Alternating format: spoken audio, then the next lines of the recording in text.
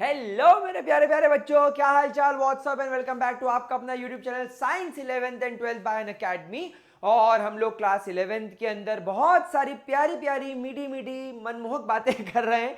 और पिछले लेक्चर में हम लोगों ने empirical formula, molecular formula, mass percentage, ये सारी बातें ऑसम तरीके से डिस्कस कर ली थी। और अब आप लोग मोल कॉन्सेप्ट भी पढ़ चुके हो, तो अब आप लोग तैयार हो स्टोइशियोमेट्री पढ़ने के लिए। तो यार गाइस, स्टोइशियोमेट्री का मतलब क्या होता है? तो देखिए, स्टोइशियन एक ग्रीक वर्ड है जो ग्रीक वर्ड में स्टोइशियन के नाम से जाना जाता है। एंड स्टोइशियन का मतलब होता है मैटर। स्टोइशियन का मतलब होता है मैटर। और बेटा मैटरी का मतलब तो आप सभी लोग जानते हैं। मैटरी का मतलब होता है calculation.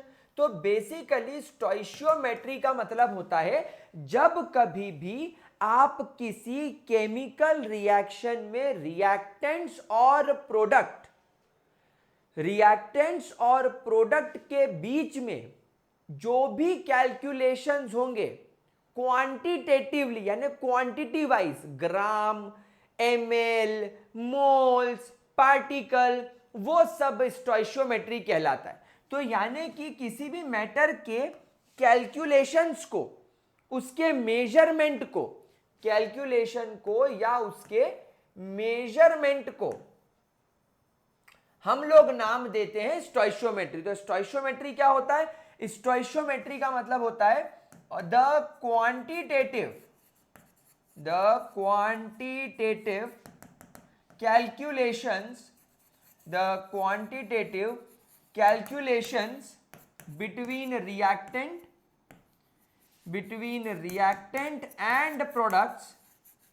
between reactant and products are called as stoichiometry. It is called as stoichiometry. इसे स्टोइशियोमेट्री बोला जाता है। सर कुछ पल्ले नहीं पड़ा, मजा नहीं आया, आया, आया, आया, आया, आया। ये एक तो पहली बात तो वर्ड ऐसा लग रहा है जैसे विमल खा के थूक दी अजय देवगन ने, उसके मुंह में विमल डाल दी और बोल रहा हूँ स्टोइशियोमेट्री। अबे स्टोइशियोमेट्री, तो स्टोइशियोमेट्री नाम ही ऐसा लग रहा है जैसे विमल खा रखी हो तुमने। ठीक है, पर ये काम क्या आता है? मतलब हम क्या क्वांटिटेटिवली क्या कैलकुलेशन करेंगे, क्या होगा, कुछ समझ में नहीं आ रहा है। तो सबसे पहले एक बात ध्यान रखना, हाउ टू कैलकुलेट या how to solve questions based on stoichiometry. तो सबसे पहली चीज जो आप लोगों को आनी चाहिए वो है क्लास 10th का कॉन्सेप्ट, बैलेंसिंग अ रिएक्शन। सबसे पहले आप लोगों को बैलेंस करता आना चाहिए, balance the reaction.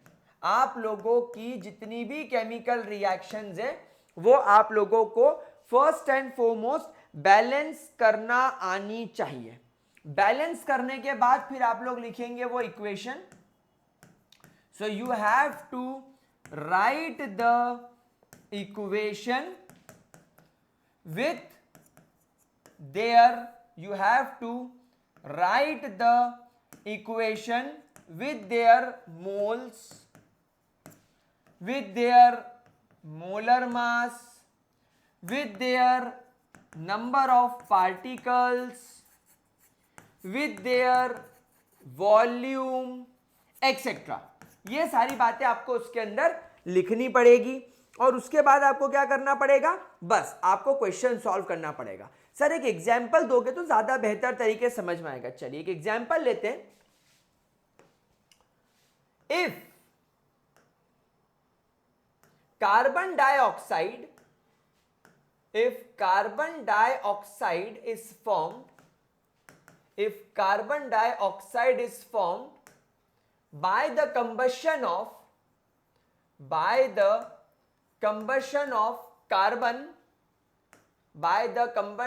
carbon, write its stoichiometry.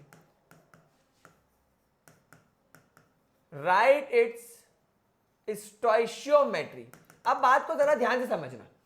यहां पर मैंने आपको बोला जा बेटा लैब में, आपने बोला ठीक है मैं लैब में चले आता हूं। मैंने बोला जा बेटा कार्बन को कंबस्ट कर और कार्बन डाइऑक्साइड बना। क्या बोला मैंने? कहा जा बेटा लैब में कार्बन को कंबस्ट कर और कार्बन डाइऑक्साइड बना। आपने बोला ठीक है मैं बना देता हूं, मेरे को कोई परेशानी नहीं है। लेकिन भाई तू ये तो बता मास्टर जी, टीचर जी, एडुकेटर जी, कि कार्बन कितना लूं, ऑक्सीजन कितना लूं, कितना कार्बन डाइऑक्साइड बनाऊं, भाई कुछ तो बता। मैं बोलूंगा ना मैं नहीं बताऊंगा, मैं नहीं बताऊंगा। तो आप बोलोगे यार ये तो पागल आदमी है, ये तो हमको बता ही नहीं रहा है कि क्या कितनी मात्रा में कब चाहिए, क्यों चाहिए, कैसे चाहिए। तो आप बोलोगे जा मत बता। हमको मृत्युंजय सर ने ऑलरेडी ये बता दिया है कि स्टोइशियोमेट्री इस चीज का हल है। स्टोइशियोमेट्री आप लगा दोगे, आप बोलोगे कार्बन, आप यहां पर लिखोगे कार्बन, आप बोलोगे कंबशन। भाई कंबशन का मतलब पूरी दुनिया जानती है, that is burning in presence of oxygen. तो आप यहां पर लगा दोगे ऑक्सीजन और आप यहां पर लिख दोगे प्रोडक्ट कार्बन डाइऑक्साइड। अब आप इस रिएक्शन को बैलेंस करने की कोशिश करोगे तो आप देखोगे कि अरे रिएक्शन तो ऑलरेडी बैलेंस्ड है।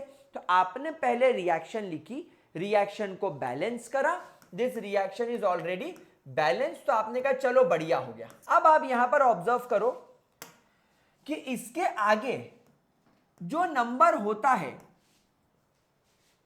वो कहलाता है स्टोइशियोमेट्रिक कोएफिशिएंट। फिलहाल इन सब के आगे 1 है और 1 है तो हम इसे लिखते नहीं है। लेकिन बेटा ये जो 1 लिखा हुआ है, ये जो 1 लिखा हुआ है, ये जो 1 लिखा हुआ है, ये सभी के सभी क्या कहलाते हैं? ये कहलाते हैं स्टोइशियोमेट्रिक कोएफिशिएंट। ये कहलाते हैं स्टोइशियोमेट्रिक कोएफिशिएंट। इसका मतलब ये है कि मेरे पास में एक कार्बन यानी कि मेरे पास में टेक्निकल भाषा में 1 मोल कार्बन है। इसका मतलब मेरे पास में टेक्निकल भाषा में 1 मोल ऑक्सीजन का मॉलिक्यूल है और इस वजह से मेरे पास में 1 मोल कार्बन डाइऑक्साइड बनता है। आया समझ में? आया कि नहीं आया? अब देखो भाई 1 मोल कार्बन का आप लोगों को मैंने सब सिखाया था कि 1 मोल कार्बन मतलब 6.022 into 10 to the power 23 carbon के एटम्स। फिर आप लोग सब जानते हो कि मैंने आपको बताया था कि 1 मोल मतलब again 6.022 into 10 to the power 23 oxygen के मॉलिक्यूल्स। देखो मैंने कितने बारीकी से डिफरेंस बताया है। कार्बन यहाँ एटॉमिक फॉर्म में, O2 यहाँ पर मॉलिक्यूलर फॉर्म में, तो मेंशन करना जरूरी है। और यहाँ पर आपके पास में again 6.022 into 10 to the power 23 carbon dioxide के मॉलिक्यूल्स बन गए। That's it. पर आप ये भी तो जानते हो कि यार इतना बड़ा नंबर हमारे लिए कैलकुलेट करना, काउंट करना तो नामुमकिन है। तो मोलिकुलर मास को ग्राम्स पर मोल में लिख दे तो वो बन जाता है मोलर मास। तो आप लोग सब जानते हो कि कार्बन का अगर मैं 12 ग्राम कार्बन ले लूं तो 12 ग्राम कार्बन 1 मोल के बराबर है। आप लोग जानते हो एक ऑक्सीजन का मास 16 है तो 2 ऑक्सीजन का मास हो जाएगा 32, तो ये हो जाएगा 32 ग्राम। तो यहां पर इसका मास हो जाएगा, टोटल करोगे तो 44 ग्राम। एक कार्बन का 12, 2 ऑक्सीजन का 32, यानी कि 12 प्लस 32 इज इक्वल टू 44। तो देखो आपको मैंने कुछ नहीं बताया कि कार्बन कितना लेना है, ऑक्सीजन कितना लेना है, कार्बन डाइऑक्साइड कितना बनाना है। स्टोइशियोमेट्री ने यानी केवल एक बैलेंस्ड इक्वेशन ने और स्टोइशियोमेट्रिक कोएफिशिएंट ने इतनी बातें आपके सामने खोल के रख दी। क्या आप मेरी बात समझ पाए? ये होती है मेरे प्यारे बच्चों आपकी stoichiometry. This is your stoichiometry. देख लीजिए इसको एक बार, समझ लीजिए इसको एक बार, ठीक है। अच्छा एक क्वेश्चन और करके देखते हैं। If methane is combust, if methane is combust to form carbon dioxide and water, so find its stoichiometry. So find its stoichiometry. So find its stoichiometry. देखो अभी बेटा क्वेश्चन कराने की शुरुआत है। अभी हम लोगों ने केवल शुरुआत करी, अभी हम लोग इसके ऊपर और ढेर सारे क्वेश्चंस अब बनाना शुरू करेंगे। अभी तो हमने बेसिक सीखा है, अभी ये मत सोचना कि स्टोइशियोमेट्री आ गई, अभी इतने बड़े वाले नहीं हुए अपन, अभी धीरे धीरे आएगी। मीथेन, आप लिखोगे सर मीथेन इज CH4।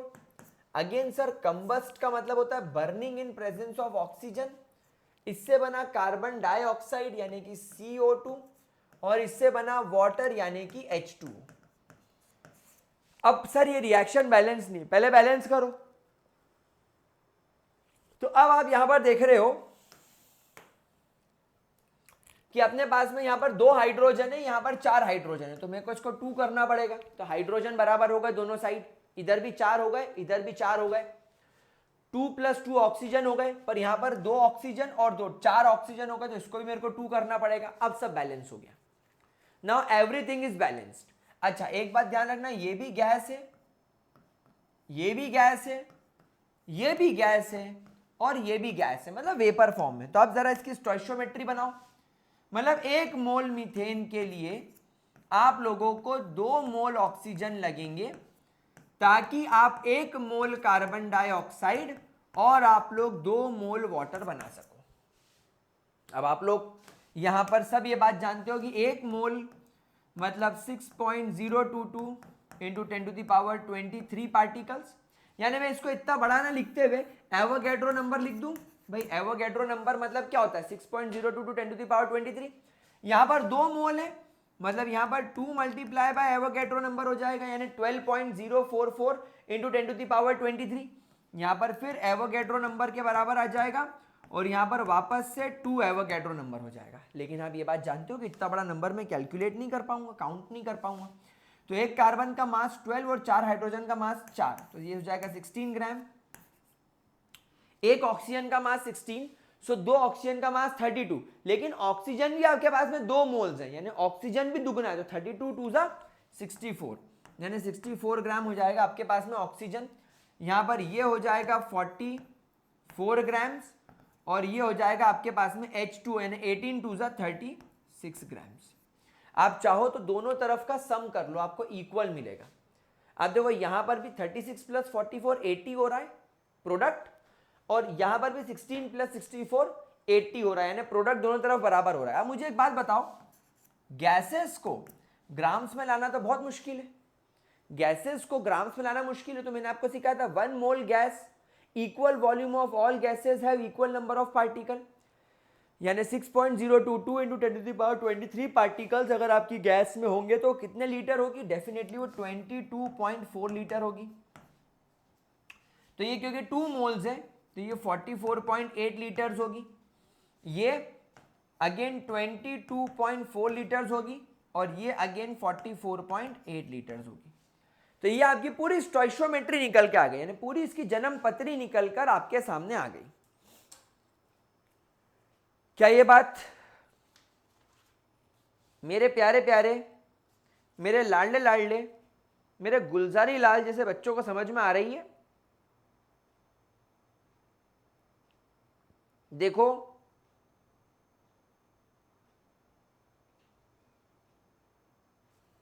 समझ में आ रही है बेटे? ठीक है, एक क्वेश्चन अब थोड़ा और हाई लेवल पे चलते हैं, क्वेश्चन देखेंगे थोड़ा हाई लेवल पे चलते हैं। तो स्टोइशियोमेट्री समझ में आ गई, अब एक्चुअल सवाल की तरफ चलते हैं। Find the amount of oxygen required to react with 200 grams of hydrogen and also find the amount of water formed। मतलब यहां पर आपसे सवाल पूछा गया है कि आपके पास में 200 ग्राम हाइड्रोजन है, तो 200 ग्राम हाइड्रोजन के लिए आप लोगों को कितने ग्राम ऑक्सीजन की आवश्यकता है, और आपको यह भी बताना है कि अगर आपके पास में 200 ग्राम हाइड्रोजन है तो कितने ग्राम पानी बनेगा। करो, दिमाग पूरा लगाने की कोशिश करो, पूरी कोशिश करो कि आप इसमें दिमाग लगा पाएं और इस क्वेश्चन को सॉल्व कर पाए। पहले स्टोइशियोमेट्री लगेगी, पहले यहां पर स्टोइशियोमेट्री लगेगी और फिर ये आगे फर्दर क्वेश्चन सॉल्व होगा। चलिए मैं आपको इस क्वेश्चन को सॉल्व करके बताता हूं। तो यहां पर आपको क्या लगानी है, स्टोइशियोमेट्री। तो सबसे पहले स्टोइशियोमेट्री लगाने के लिए आपको रिएक्शन लिखनी पड़ेगी, H2 प्लस O2 से बन रहा है वाटर। अब यहां पर आप देख पाओगे कि आपके पास में बैलेंस करना पड़ेगा, तो मैंने इसको कर दिया बैलेंस, ये आपकी रिएक्शन हो गई बैलेंस।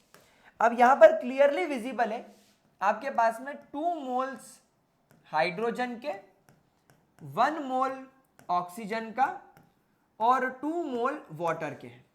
1 मोल हाइड्रोजन एक हाइड्रोजन का मास, एक हाइड्रोजन का मास होता है 1, सो H2 का मास हो गया 2 और आपके पास में H2 के 2 मोल्स हैं, यानी एक हाइड्रोजन का मास 1, तो H2 यानी इस मॉलिक्यूल का, H2 नाम के मॉलिक्यूल का मास हो गया 2, लेकिन H2 कितने तुम्हारे पास में 2, तो 2 + 2 4, तो यहां पर आपके H2 का मास हो गया 4 ग्राम। यहां पर आपके ऑक्सीजन का, एक ऑक्सीजन का मास 16, तो 2 ऑक्सीजन का मास 32 हो गया और आपके पास में एक वाटर का मास 18, तो 2 वाटर का मास 36 हो गया। देखो आप law of chemical combination law of conservation of mass से 4 + 32 36 होता है, 36 बराबर है, मतलब हमारा बैलेंसिंग ठीक है। अब यहां पर आपसे ये बोला जाता है, अब आप यहां पर स्टोइशियोमेट्री देखो। नाउ आप ऐसे क्वेश्चन कैसे सॉल्व करेंगे देखना ध्यान से। अब मैं चीज सिखा रहा हूं जो आपको लाइफ टाइम काम में आएगी। अब अपने कान के पर्दे खोल के सुनना इस क्वेश्चन को मैं सॉल्व कैसे करूंगा। आपको बोला गया है 200 ग्राम हाइड्रोजन तुम्हारे पास में अवेलेबल है, तो सबसे पहले आप मुझे एक बात बताओ कि according to stoichiometry, according to stoichiometry यानी दुनिया का सत्य, यह दुनिया का सत्य है कि 4 ग्राम अगर तुम्हारे पास में हाइड्रोजन है, अगर तुम्हारे पास में 4 ग्राम हाइड्रोजन है, तो उसके लिए तुम्हें 32 ग्राम ऑक्सीजन लगेगा ही लगेगा, क्योंकि ये केमिकल रिएक्शन तुम ऑलरेडी बैलेंस कर चुके हो और बैलेंस इक्वेशन यही बताती है कि 4 ग्राम हाइड्रोजन पर 32 ग्राम ऑक्सीजन लगेगा। लेकिन बट यहां पर लिख देते हैं अकॉर्डिंग टू स्टोइशियोमेट्री, दूसरे कलर से लिख देते हैं ताकि कंफ्यूजन ना हो।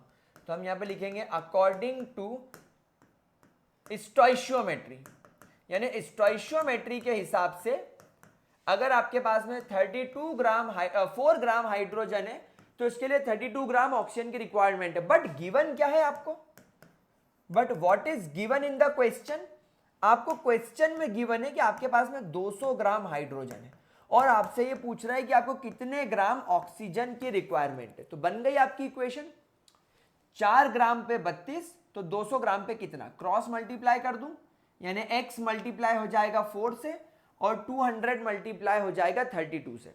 सो therefore x equal to 200 multiply by 32 divided by 4, so 4 8 32, 8 two 16, यानी 1600 ग्राम ऑक्सीजन इज रिक्वायर्ड। क्या आपको ये कैलकुलेशन समझ में आया, क्या आपको ये वाला कैलकुलेशन समझ में आया, हमने किस तरीके से कैलकुलेट करा। अब ये पूछ रहा है ऑल्सो फाइंड कि कितना पानी बनेगा, ऑल्सो फाइंड कि कितना पानी बनेगा। तो कोई टेंशन नहीं है, आप यहां पर देखो कि जब आपके पास में 4 ग्राम हाइड्रोजन होता है, according to stoichiometry 36 gram water बनता है। तो अगेन आप लिखेंगे according to stoichiometry, according to stoichiometry अगर आपके पास में 4 ग्राम हाइड्रोजन होता है तो वो 36 ग्राम वाटर बनाता है। लेकिन परंतु सवाल में आपके पास में 200 ग्राम हाइड्रोजन दिया हुआ है, but in question we have 200 grams of oxygen, but हमें गिवन क्या है 200 ग्राम, तो हमारे पास में बन जाएगा x ग्राम वाटर। अगेन मैं इस इक्वेशन को बनाऊंगा क्रॉस मल्टीप्लाई करके, x को 4 से और 200 को 36 से, तो x की वैल्यू हो जाएगी 200 मल्टीप्लाई बाय 36 डिवाइडेड बाय 4, तो जाएगा 4 9 जा 36 एंड 9 2 जा 18, यानी 1800 ग्राम आपको यहाँ पर वाटर फॉर्म होता हुआ नजर आएगा। समझ पाए हम इस बात को मेरे प्यारे बच्चों? क्या हम इस बात को समझ पाए? कोई दिक्कत इसके अंदर? ठीक है, चलिए अब इससे मिलते जुलते और क्वेश्चंस एंड लिमिटिंग रिएजेंट वाला concept we will discuss in the next class. Bye bye, take care, see you.